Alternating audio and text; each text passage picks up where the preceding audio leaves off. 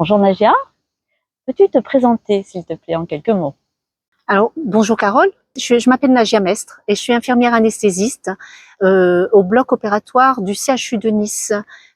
J'y suis depuis très longtemps et j'ai été formée à l'hypnose, et plus particulièrement à la communication thérapeutique depuis une quinzaine d'années déjà. Peux-tu nous dire depuis combien de temps tu es membre de l'OMCNC? Je suis à l'Observatoire de médecine complémentaire non conventionnelle depuis 2018 et j'y suis entrée parce que je participais à des formations institutionnelles du CHU de Nice pour transmettre mes connaissances sur la communication thérapeutique avec le docteur Mondin et le docteur Delaunay. Et c'est par cet intermédiaire-là que je suis rentrée à l'Observatoire.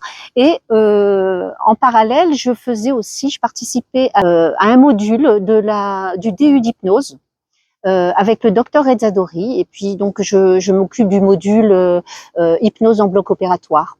Alors je voulais juste ajouter aussi que en fait j'avais besoin de partager toutes ces connaissances avec d'autres personnes, et c'est comme ça que je suis venue à aller et à adhérer à l'Observatoire. En quoi l'hypnose thérapeutique est-elle importante?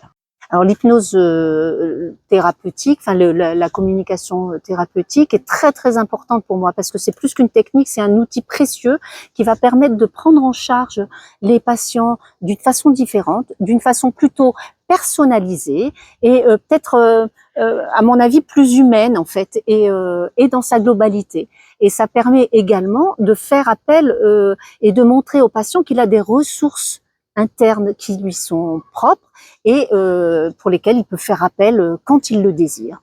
Alors, dans ma pratique de tous les jours, quand je travaille au bloc opératoire, en fait, je m'aperçois que c'est très très efficace comme outil. Et ça donc réduit le stress, ça diminue les angoisses, ça diminue aussi les douleurs. Les patients souvent se réveillent plutôt calmes et sereins. Et ça, c'est un bénéfice mais incroyable. Alors comment vois-tu un petit peu l'avenir du soin? Alors moi, je suis convaincue de l'intérêt d'une médecine intégrative et de la prise en charge des personnes dans leur globalité. Donc c'est ce qu'on appelle là une santé, One Health, où on prend en compte l'humain, l'animal et son environnement.